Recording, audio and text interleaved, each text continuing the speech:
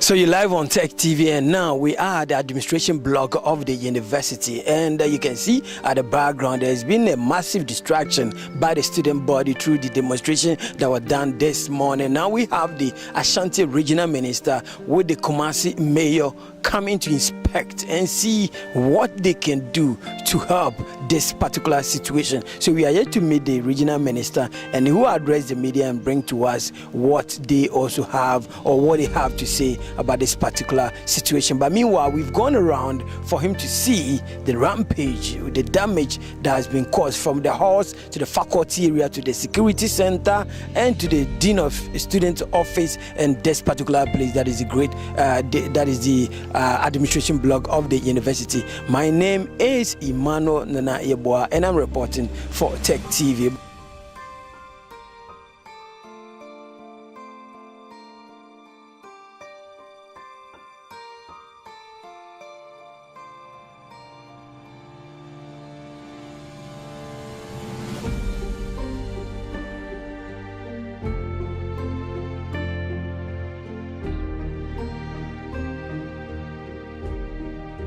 All the members of the regional security council, plus Nadbo,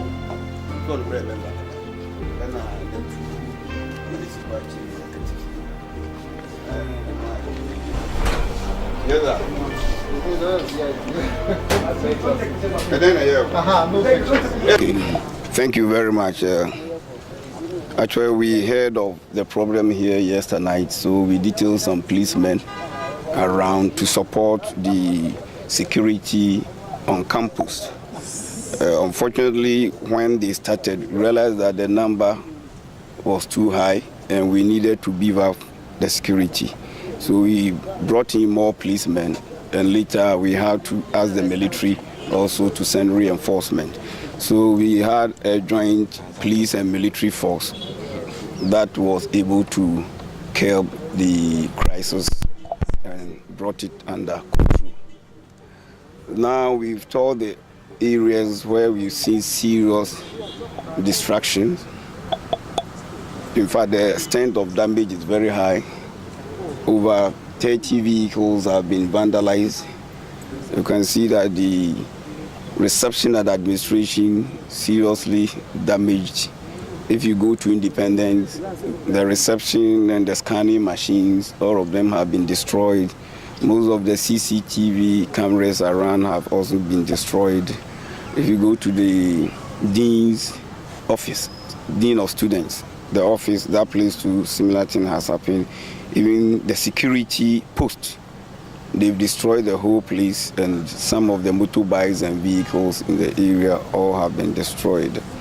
There was one student who was on admission. We went to visit him. Fortunately for us, he's been discharged. So I'm sure by now maybe he's even gone home. Looking at the extent of damage, yes, the Bomsu gate is also destroyed. So now if a vehicle wants to enter the school through that gate, it will be difficult for the security people to provide protection or stop the person. Having seen all these things, the Regional Security Council decided to meet with the Vice Chancellor and his team. Now we've taken a decision, considering the extent of damage and destruction to most of the security gadgets on campus. It will be very risky for us to have the students to be here continuously. Because of that, the decision that has been taken by the Regional Security Council is that today, from 6 p.m. to 6 a.m. tomorrow morning, we've imposed a curfew on campus. So nobody is going to enter or go out after 6 p.m. All students must be in their halls of residence, in their rooms, from 6 p.m. up to 6 a.m. tomorrow morning. After that, between 6 a.m. and 12 noon, every student must vacate the campus, including student leaders, the leadership of the students. The only people that will be permitted to stay here in their hall of residence, and we are going to provide only one, is foreign students. And we are going to provide protection for them. Then tomorrow we will consult the National Security Council. We have discussions with them, and then with Ministry of Education. Then we will agree on a tentative date that the school will be reopened after most of the things that they've destroyed have been put in shape. We need to ensure that some of the security gadgets that have been destroyed, we can replace them, or those that we can maintain, we maintain them before they come back to school. So in short, we've given directive to the Vice Chancellor and his team that they should issue a statement immediately after our press briefing that the school is closed and there's imposition of curfew from 6 p.m. today up to 6 a.m. tomorrow morning. Thank you very much. What will happen to these foreign students? Are they going to attend lectures? No, how can they attend lectures? We are considering them because of the distance. You see, the school is closed. But because we can, assuming somebody is coming from, let's say, Zambia, and is attending school here, do you want the person to buy tickets tonight and leave campus? If there's anything at all, there should be arrangement, there should be transfer of money, assuming even the person decides that the person wants to visit the family back home. There should be arrangement, they have to send their money to buy tickets, etc. And that will take some time. And then, because we are not too sure whether the period of closure will be long, maybe they might not even need to travel back home. So we are providing a safe haven for them where they can stay and nothing will happen to them. We will protect them 24 hours. That is all that we are doing. Thank you, sir. By the university authorities on acts of vandalism and destruction of property on Monday, 22nd October 2018.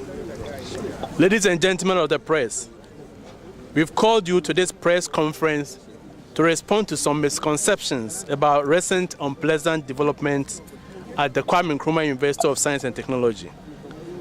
The university, through a council decision, converted all single-sex halls into mixed halls of residence, to which you were duly informed.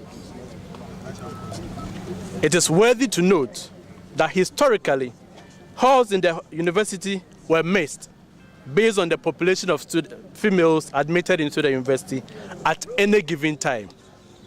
Queens, Republic, and Independent halls are classical examples. Subject to this decision, some disgruntled stakeholders have perpetrated acts that have brought the name of the university into disrepute. It is important to know that drumming, dancing, and singing sessions by students, referred to as Mora, have never been banned in the history of this administration, as has falsely been circulated. On Friday, 12 October, some students who identify themselves as affiliates, who are non-residents and alumni of the University Hall, organized an unauthorized Mora session with threats of burning down the hall. This they did till around 12 midnight. However, on Saturday, 13th October 2018, at approximately 2:30 a.m., 5 rooms occupied by females at the east wing of the hall were set on fire by petrol bombs thrown by unknown assailants. The fire service was immediately called in to contain the situation, after which the police commenced investigations, which are still ongoing. Following the petrol bombing incident, security measures were reviewed at the University Hall, which included suspension of Mora sessions. A notice to that effect was issued by the University Hall management on Thursday, 18th October 2018. On Friday, 19th October 2018, please note that affiliates and students of Unity Hall organized their Mora session peacefully. At 6:30 p.m. on the same day, however, one Osei Otu, an alumnus of the University Hall, in defiance of the directive, brought drums and started organizing a group. In an attempt by the security to seize the drums, a scuffle ensued. The security managed to seize the drums and effected Osei-Otu's arrest. This obviously incensed the group, who began attacking the KNUST security and the hall with pavement blocks and bottles. In the ensuing melee, 3 KNUST security personnel were severely injured. A student also got injured and was hospitalized and has since been discharged. The security managed to arrest 6 members of the group who were engaged in the violence. The 6 and Osei-Otu were handed over to the police. The rampaging group moved to attack the security charge office and the barracks. The vice dean of students and the university hall president impressed on the students to withdraw but failed. Since the 14th of September 2018, all morale sessions, which have been organized by the affiliates of the university hall, have been associated with threats of violence and antisocial conduct, such as preventing legitimate residents from entering or exiting the hall, stripping naked, and open threats to KNUST security personnel. The SRC released a statement yesterday, Sunday, 21st October 2018, declaring their intention to boycott lectures and demonstrate today, Monday, 22nd October. The Dean of Students, to the contrary, sent messages to students to attend lectures, to which majority complied. This morning, as widely reported, some students massed up to demonstrate. In the process, they vandalized the reception of the main administration block, offices of the Dean of Students, Finance Office, University Relations Office, and the security services. They also vandalized about 30 vehicles belonging to staff of the university, burnt the Dean of Students' official car, and 14 motorbikes of the security services. They broke into offices, ransacked, and took away personal and official items, including laptops, mobile phones, ladies' handbags, and other items. Access control gates at Bomso and security cameras were completely vandalized and destroyed. Ladies and gentlemen, it is worthy to know that all these attacks were highly unsolicited and unprovoked, contrary to the allegations by the student leadership. Information available to KNUST indicates clearly that some alumni of the University Hall have been the brain behind, orchestrated, and executed the acts of vandalism as they came in several buses to participate in today's activity.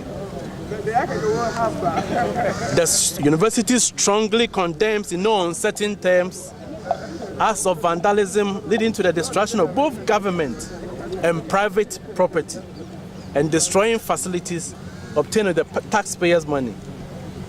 Intelligence reports indicate that the acts of vandalism will be sustained and escalate in the times ahead. It's only prudent that steps are taken to protect lives and property.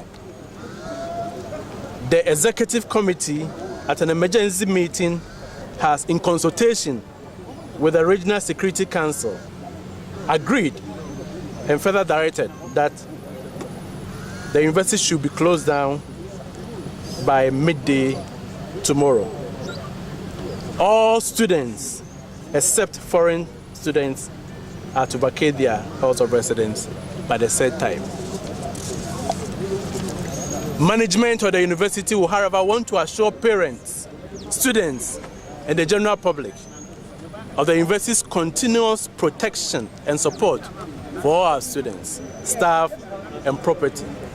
And we want to reiterate that at no point in the life of this university have we failed in our endeavor to provide a needed conducive environment for their studies. In line with the policy of the university, students have always been part of the decision-making process at all levels and at all times. Thank you so very much. Thank you, sir.